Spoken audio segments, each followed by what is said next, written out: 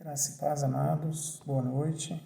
Hoje é a nossa segunda-feira, dia de nós estudarmos um pouquinho a Palavra de Deus, darmos continuidade aos nossos estudos que nós estamos fazendo no livro de 1 Pedro. Hoje eu queria começar a fazer a leitura dos versículos de 1 Pedro para a gente trocar uma ideia, para a gente conversar e para a gente aprender da Palavra de Deus. É importante que nós saibamos que o capítulo 1 de 1 Pedro, ele tem algumas divisões que são importantes a gente saber. A primeira divisão dele vem no verso 1 e verso 2, que nós estudamos na parte 1 e na parte 2 desse nosso estudo. E a segunda parte, ele vai do verso 3 ao verso 12, que ele fala especificamente a respeito da salvação que nós temos em Cristo Jesus, as suas implicações. Deixa muito claro nesse do verso 1 ao verso 12 que Pedro está falando e está mostrando para nós da importância do Deus triuno, né? Ou seja, Deus Pai, Deus Filho e Deus Espírito Santo, nesse processo de salvação que nós temos através da morte de Cristo Jesus na cruz do Calvário.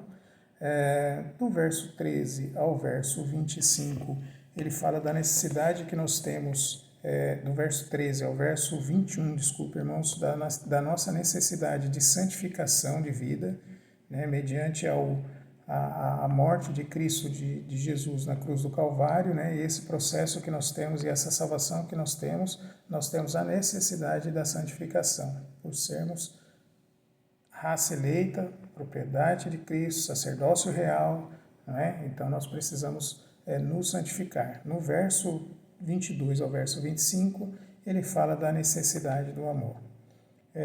A minha ideia era de nós falarmos do verso 3 ao verso 12, mas quando a gente chega no verso 3, nós encontramos tantas informações e tantas coisas para aprender do verso 3, que hoje eu queria especificamente parar um pouquinho e conversar a respeito do verso 3. E aí, a partir dos próximos estudos, a gente faz o verso 3 ao verso 12 de uma maneira geral.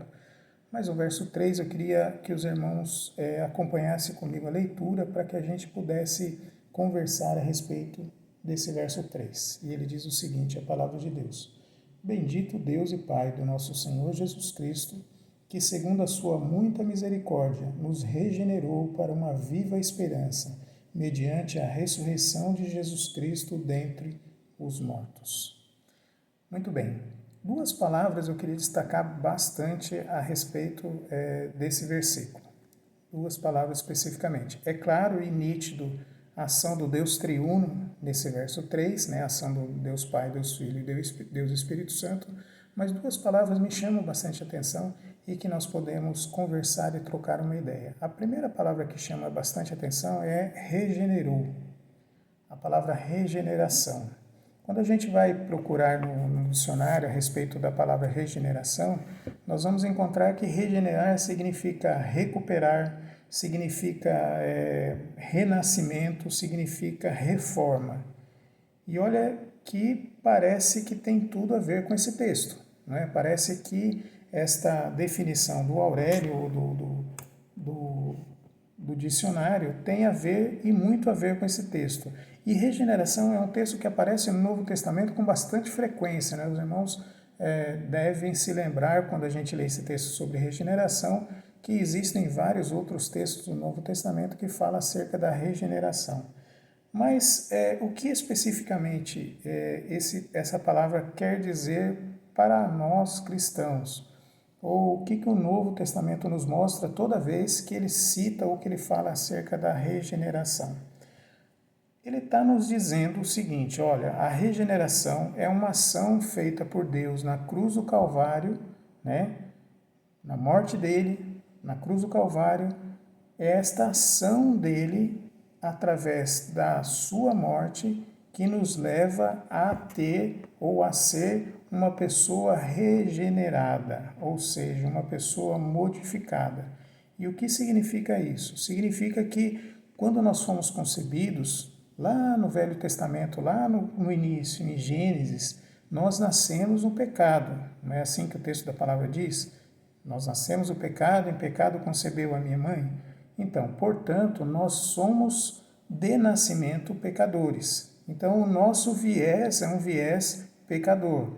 As nossas ações, tudo que nós fazemos, ela é fruto deste nosso pecado que nós trazemos conosco. Então, nós precisamos e nós necessitamos desta morte de Cristo na cruz do Calvário para nós nos tornarmos uma pessoa regenerada, né? Então, assim, diretamente a nós, nós tínhamos uma inclinação ao pecado e agora nós temos uma predisposição, uma disposição a fazer o bem.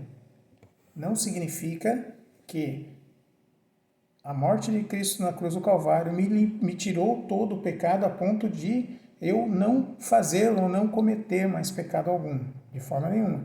Nós ainda temos os nossos traços pecadores, ainda nós temos uma mente pecadora, ainda nós temos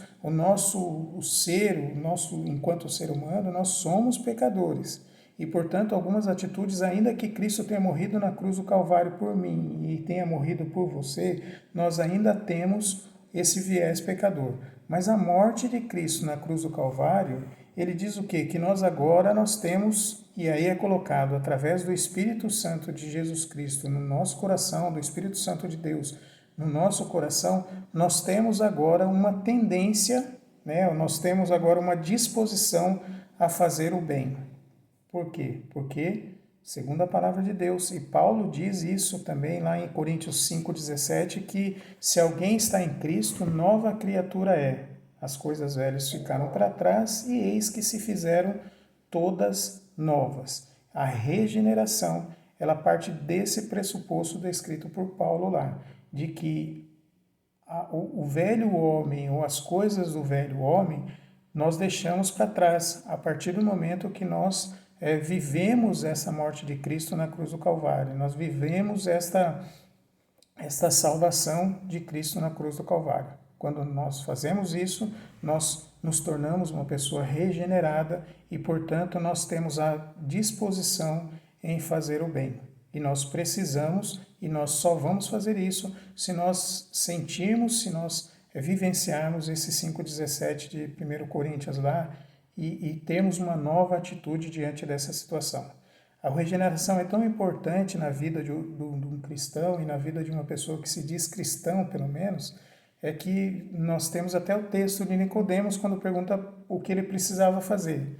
E aí a resposta é: importa que você nasça de novo. Ou seja, importa que você seja um novo homem, importa que você se regenere. E, portanto, a regeneração se faz necessária na vida do cristão.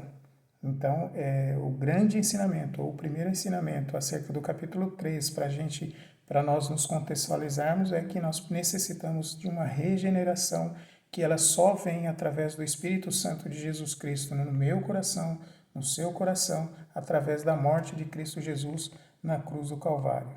E aí vem outro texto, outra palavra que me chama bastante atenção no verso 3, que é a misericórdia. Portanto, essa regeneração só se dá pela morte de Cristo na cruz do Calvário, levando consigo todos os meus pecados, pela misericórdia de Deus.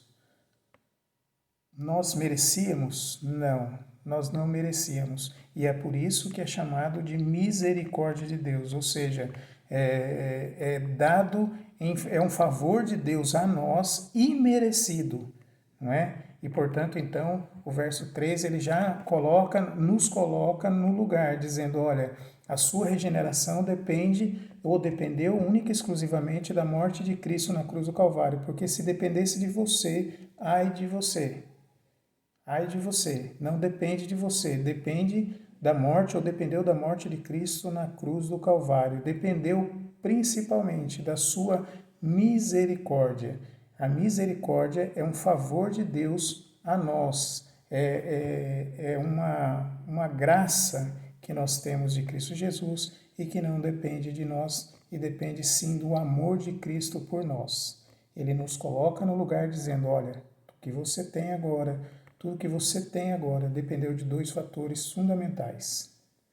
Dependeu da misericórdia de Cristo Jesus, por mim e por você, ainda que pecadores, ainda que merecedores dessa graça, e dependeu da regeneração causada e trazida pela morte de Cristo na cruz do Calvário. E aí nós vamos entrar a partir do próximo estudo, no 3 ao 12. E aí nós vamos falar um pouco sobre as implicações, nós vamos falar sobre esta salvação que nos foi dada através do amor de Cristo Jesus na cruz do Calvário. Portanto, amados, se nós somos salvos, se nós somos regenerados, foi pelo amor de Cristo na cruz do Calvário por nós. Amém? Que Deus os abençoe, que Deus conceda a todos uma semana repleta de paz, de saúde e da certeza de que o amor de Deus por nós, ele é imerecido, ele é gratuito. Vem e advém da morte de Cristo Jesus na cruz do Calvário. Deus os abençoe.